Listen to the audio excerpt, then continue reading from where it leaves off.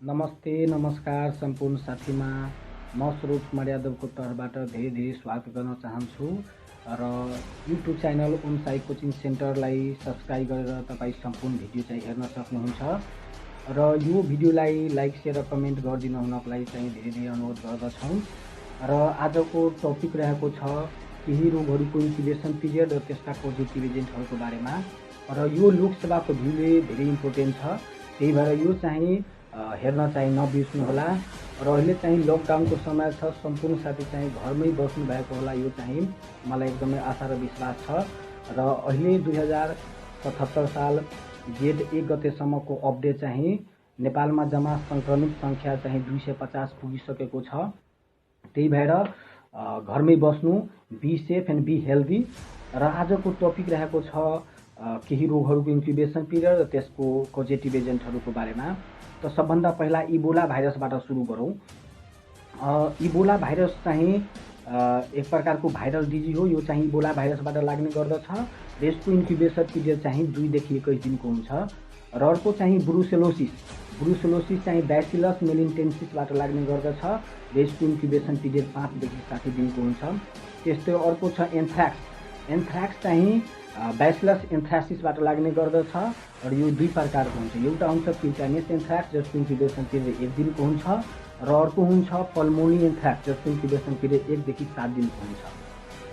र अर्को छ क्यू फिभर चाहिँ क्युसेलिया बाट लाग्ने गर्दछ र यसको इन्क्युबेसन पिरियड 2 देखि 3 हप्ताको हुन्छ र अर्को इन्क्युबेसन पिरियड चाहिँ 4 दिनदेखि लिएर 6 हप्ताको हुन्छ। त्यस्तै डेङ्गु चाहिँ 4 प्रकारको सब टाइपबाट लाग्ने गर्दछ। डेङ्गु 1, 2, 3 र 4 टाइपहरू छ यसको। यो चाहिँ डेङ्गु भाइरसबाट लाग्ने गर्दछ र यसको इन्क्युबेसन पिरियड चाहिँ 4 दिनदेखि लिएर 10 दिनसम्म हुन्छ। अर्को छ influenza type A, type be र टाइप 3 बाट लाग्ने गर्दछ र यो चाहिँ अर्थोमिक्जो भिरिडी फ्यामिलीबाट आएको छ र यसको इन्क्युबेसन पिरियड हेर्दाखेरि 18 दिनदेखि लिएर 72 घण्टाको हुन्छ। 18 घण्टादेखि लिएर 72 घण्टाको हुन्छ। र अर्को छ एस्क्याबी चाहिँ इक्टोप्रासाइटबाट लाग्ने एउटा प्रासाइटिक डिजिज हो। यो चाहिँ सार्कोप्स एस्केबियाईबाट लाग्ने गर्दछ र यसको इन्क्युबेसन पिरियड हेर्दाखेरि 2 देखि 6 हप्ताको हुन्छ र अर्को इन्क्युबेसन पिरियड यसको चाहिँ 1 दिनदेखि लिएर 4 दिनको हुन्छ। त्यस्तै अर्को छ स्वाइन फ्लू टाइप ए बाट लाग्ने गर्दछ र यो चाहिँ 1 देखि 4 दिन यसको इन्क्युबेसन पिरियड हुन्छ। र अर्को छ स्मल पक्स चाहिँ भ्यारियोला भाइरसबाट लाग्ने गर्दछ र यसको इन्क्युबेसन पिरियड चाहिँ 7 दिनदेखि लिएर 14 दिनको हुन्छ। त्यस्तै चिकन पक्स चाहिँ हर्पिस जोस्टर भाइरसबाट लाग्ने गर्दछ। VZV भ्यारिसेला जोस्टर भाइरसबाट लाग्ने गर्दछ।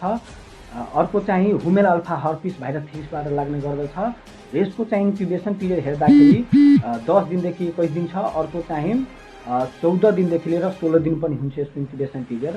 अर्को छ मिजल्सलाई रुबियोला पनि भनिन्छ र यो चाहिँ RNA पारामिक्जो भाइरसबाट लाग्ने गर्दछ र यसको इन्क्युबेसन पिरियड हेर्दाखेरि 10 देखि 14 दिनको हुन्छ। अर्को छ रुबेला जसलाई जर्मन मिजल्स पनि भनिन्छ र यो चाहिँ RNA टोगा भाइरसबाट लाग्ने गर्दछ र यसको इन्क्युबेसन पिरियड चाहिँ 14 दिनदेखि 21 दिनको छ। र अर्को छ मम्स चाहिँ RNA मिक्जो भाइरसबाट लाग्ने गर्दछ र यसको इन्क्युबेसन पिरियड चाहिँ रहेको छ 14 दिनदेखि लिएर 21 दिन। अर्को छ डिप्थेरिया चाहिँ कोराइनोब्याक्टेरियम डिप्थेरीबाट लाग्ने गर्दछ र यसको इन्क्युबेसन पिरियड 2 देखि 6 दिनको हुन्छ। अर्को छ पर्ट्युसिस व्हिपिङ कफ, त्यसलाई पनि भनिन्छ र यो चाहिँ बोडेटेला पर्ट्युसिस नामको ब्याक्टेरियाबाट लाग्ने गर्दछ र यसको इन्क्युबेसन पिरियड 10 देखि 14 दिन अथवा 7 दिनदेखि 14 दिन पनि भन्न सकिन्छ।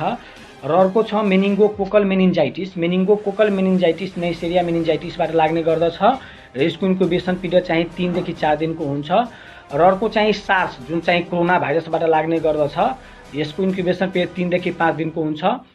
अर्को चाहिँ ट्युबरकुलोसिस माइकोब्याक्टेरियम ट्युबरकुलाईबाट लाग्ने एक प्रकारको ब्याक्टेरियल डिजिज हो र यसको इन्क्युबेसन पिरियड हेर्दाखेरि 3 देखि 6 हप्ताको हुन्छ र अर्को incubation period weeks to year पनि जान सक्छ। त्यस्तै पोलियोमाइलाइटिस चाहिँ पोलियो भाइरसबाट लाग्ने गर्दछ र यसको इन्क्युबेसन पिरियड 7 देखि 14 दिनको हुन्छ। अर्को छ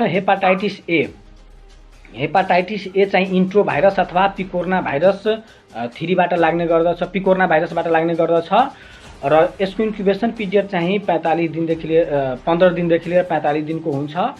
अर्को चाहिँ हेपाटाइटिस बी जुन चाहिँ हेपार्ना भाइरसबाट लाग्ने गर्दछ र यसको इन्क्युबेसन पिरियड हेर्दाखेरि 45 दिनदेखि लिएर 180 दिनसम्म हुन्छ। अर्को छ हेपाटाइटिस सी जुन चाहिँ हेपाटाइटिस सी भाइरसबाट अथवा हेपासी भाइरसबाट लाग्ने गर्दछ। यसको इन्क्युबेसन पिरियड 6 देखि 7 हप्ताको हुन्छ अथवा 30 दिनदेखि लिएर 120 दिनसम्म पनि हुन सक्छ। त्यस्तै हेपाटाइटिस डी यसलाई डेल्टा भाइरसबाट लाग्ने गर्दछ यो चाहिँ।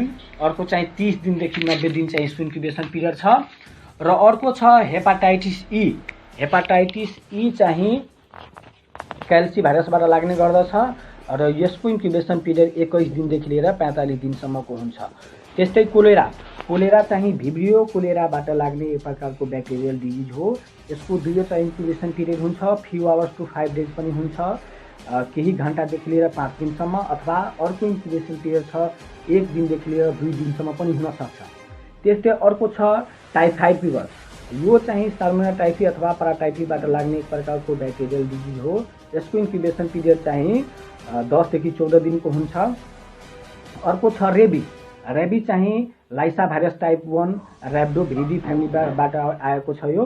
यसको इन्क्युबेसन पिरियड हेर्दाखेरि 3 हप्तादेखि लिएर 6 हप्तासम्मको हुन्छ। र अर्को छ Japanese encephalitis JE group be आरो भाइरस अथवा फ्लेबी भाइरसबाट लाग्ने गर्दछ यो। यसको इन्क्युबेसन पिरियड 5 देखि 15 दिनको हुन्छ। अर्को छ प्ल्याग 3 प्रकारको हुन्छ, ब्युबेनिक प्ल्याग, न्युमोनिक प्ल्याग र सेप्टिसेमिक प्ल्याग। र ब्युबेनिक प्ल्याग यसको सबैको इन्क्युबेसन पिरियड चाहिँ भन्न चाहन्छु। सबभन्दा पहिला कोजेटिभ एजेन्ट यो चाहिँ आर्सेनिया पेस्टिसको ब्याक्टेरियाबाट लाग्ने गर्दछ। यसको इन्क्युबेसन पिरियड भन्दाखेरि ब्युबेनिक प्ल्यागको चाहिँ 2 देखि 7 दिनको इन्क्युबेसन पिरियड हुन्छ भने न्युमोनिक प्ल्यागको 1 देखि 3 दिनको हुन्छ। र अर्को चाहिँ सेप्टिसेमिक प्ल्यागको 2 देखि लिएर 7 दिनसम्म इन्क्युबेसन पिरियड हुन्छ। अर्को छ स्क्रब टाइफस चाहिँ रिकेट्सिया सुसु ग्याम्बुसीबाट लाग्ने गर्दछ। यसको इन्क्युबेसन पिरियड 10 देखि लिएर 12 दिनसम्मको हुन्छ। त्यस्तै अर्को छ टेनियासिस टेपवर्म टेनिया सोलियम र टेनिया सेजिनेटाबाट लाग्ने गर्दछ। र यसको इन्क्युबेसन पिरियड 8 देखि 14 हप्ताको हुन्छ। त्यस्तै अर्को छ लिस्मेनिया डोनोभाटिनीबाट लाग्ने गर्दछ कालाजार। यसको इन्क्युबेसन पिरियड चाहिँ 1 देखि 4 महिनासम्म हुन्छ। र अर्को छ टेनिया सोलियमको भइसक्यो। अर्को छ ट्र्याकोमा चाहिँ क्लाइमेडिया ट्रोकोमाटिसबाट लाग्ने गर्दछ। यसको इन्क्युबेसन पिरियड चाहिँ 5 देखि 12 दिनको हुन्छ। र अर्को छ टेटानस चाहिँ क्लोस्ट्रिडियम टेटानीबाट लाग्ने गर्दछ।